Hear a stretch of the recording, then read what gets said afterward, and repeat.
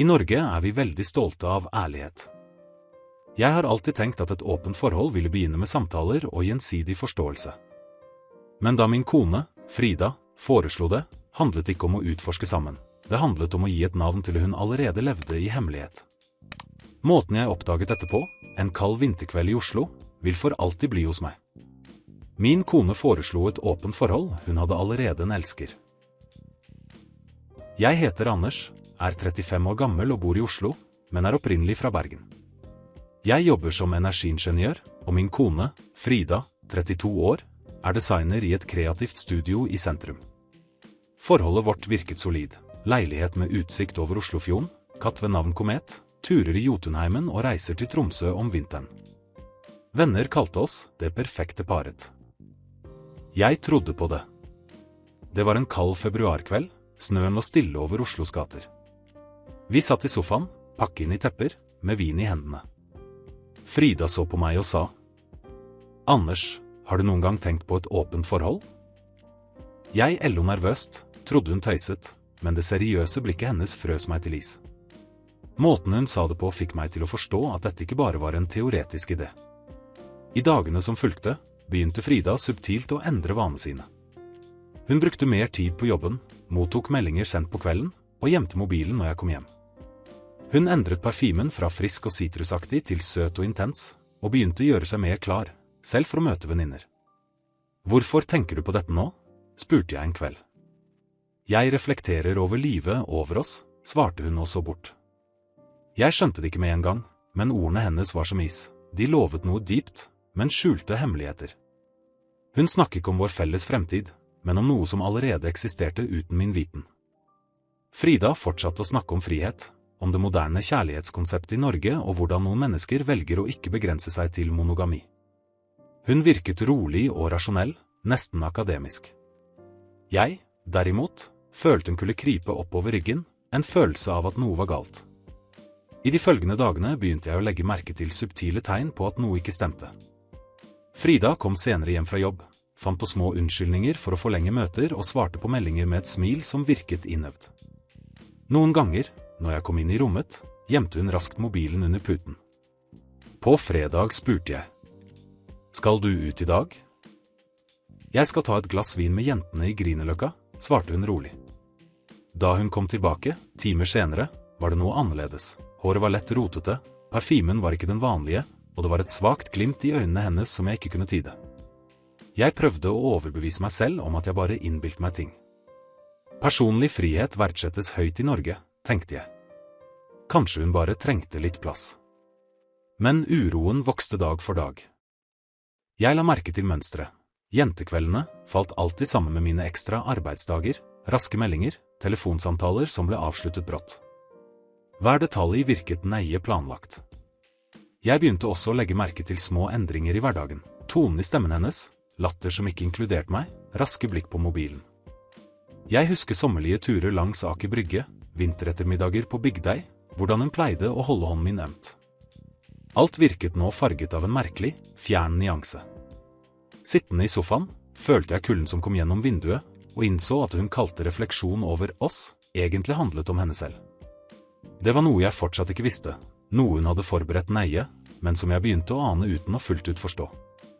Søndag morgen, mens Frida dusjet, lette jeg etter en lader i vesken hennes og fant 2 kinobilletter til Colosseum kino, datert 2 uker tilbake. Filmen var en romantisk komedie vi hadde planlagt å se sammen. Hjertet mitt begynte å slå raskt. Det var ikke bevis, men en sterk mistanke. Jeg bestemte meg for å installere en GPS-tracker på mobilen hennes, noe jeg aldri hadde trodd jeg skulle trenge. Torsdag sa hun at hun skulle møte venninner på Aker Brygge. GPS-en viste imidlertid en adresse i Frogner, et stille boligområde, langt fra kaféer eller barer. Hver detalj begynte å forstyrre meg, parfymen jeg ikke kjente igjen, måten hun snakket på telefon, små pauser før hun svarte. Jeg så på henne på en ny måte, ikke lenger min kone, men noen med hemmeligheter nøye skjult. Jeg begynte å observere rutinene hennes nærmere, når hun gikk til kjøkkenet, raske blikk på mobilen, meldinger hun slettet raskt. Jeg husker vintermorgener i sentrum av Oslo, sommerdager på Bygdøy, stille netter i leiligheten vår med utsikt over fjorden. Alt virket som en nøye iscenesatt scene jeg ikke var en del av. Jeg begynte å føle meg som en inntrenger i mitt eget hjem. Hver gest fra Frida virket kalkulert, hvert smil skjulte noe. Jeg ville konfrontere henne, men trengte også sikkerhet. Kulden som kom gjennom Oslos vinduer reflekterte isen som vokste mellom oss, usynlig, men skarp. Neste lørdag bestemte jeg meg for å følge etter Frida. Hun sa hun måtte ordne noen ting, og tok en taxi. GPS-en viste Frogner. Jeg parkerte noen kvartaler unna og ventet, dekket av lett snø som dalte over byen. Jeg så taxien stoppe, og hun steg ut. En mann tok imot henne, og omfavnelsen deres var lang, intim. Han la pannen mot hennes, og i den gesten visste jeg, noe jeg hadde fryktet i uker, skjedde. Jeg kjente ham igjen, Marius, Frides gamle klassekamerat fra Bergen. Jeg hadde alltid trodd de bare var venner, men nå åpenbarte sannheten seg foran øynene mine. Det åpne forholdet hun hadde foreslått, var bare en unnskyldning for noe som allerede eksisterte. Jeg satte meg i bilen, kalde hender, tungt hjerte. Tilliten vi hadde bygget opp i 7 år raste sammen.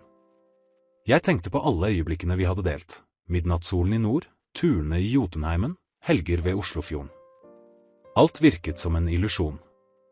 I noen minutter ble jeg sittende der, og observerte dem. Følelsen var tap og dyp svik, men også vantro. Hvordan kan noen vi elsker skape en parallell verden uten å inkludere oss? Snøen fortsatte å falle, stille, et kaldt vitne til min smerte. Søndag bestemte jeg meg for å ta opp situasjonen. Den lave vintersolen kom inn i stuen, og kastet skygger over fjorden vi kunne se fra vinduet. Jeg tok et dypt pust og sa, «Jeg vet om Marius.» Frides ansikt ble blekt. Øynene hennes ble store, og en tung stillhet fylte rommet. Hvordan? Det spiller ingen rolle. Det som betyr noe, er at du ville ha et åpent forhold for å rettferdiggjøre noe som allerede eksisterte. Hun prøvde å forklare seg. Snakket om at det bare skjedde, og at hun aldri ønsket å skade meg. Men ordene hennes virket tomme mot bevisene jeg allerede hadde sett. Ingen rop, ingen skandale, bare realitetens kulde. Ekteskapet vårt var stille forrådt. Jeg satte meg ned og tenkte på minnene våre. Vinterkvelder i Oslo, somre ved fjorden, turer på Bygdøy, hver detalj i vår daglige rutine. Alt syntes å bli rekonstruert i hodet mitt, men nå med en skygge av svik som ikke kunne slettes. Til tross for smerten tok jeg et dypt pust. Klarhet kom i beslutningen jeg måtte ta. Det handlet ikke om hevn, men om å bevare min verdighet, min sannhet. Jeg innså at frihet uten respekt er egoisme, og jeg kunne ikke være en del av det. Jeg bestemte meg for å dra. Ikke for hevn, men for å leve min egen sannhet. Følelsen var som å gå alene gjennom den norske vinteren uten frakk, gjennomtrengende kulde, men nødvendig for å forstå hva som virkelig betyr. Jeg lærte at tillit ikke bare handler om det man sier, men om hva man gjør. At frihet uten respekt bare er forkledd egoisme. At den største stillheten er den stille sviket, som gnager innenfra. Mens jeg gikk gjennom Oslos snødekte gater, tenkte på Tromsø og alle stedene vi hadde besøkt sammen, følte jeg en blanding av smerte og klarhet. Livet går videre, og midnattssolen der nord minner meg om at selv i den kaldeste mørketiden finnes det lys foran oss. Hvis du ser eller leser denne historien, stopp et øyeblikk og reflekter. Lever du sannheten i ditt hjerte? Er du sammen med noen som virkelig respekterer deg? Noen ganger er den vanskeligste beslutningen også den mest frigjørende. CTA. Hvis du kjenner deg igjen i denne historien, eller vet noen som trenger å høre denne meldingen, del den. Kommenter dine erfaringer og abonner på kanalen for flere intense og ekte historier om relasjoner. Din historie fortjener også å bli fortalt, og sammen kan vi lære gjenkjenne sannheten før det er for sent.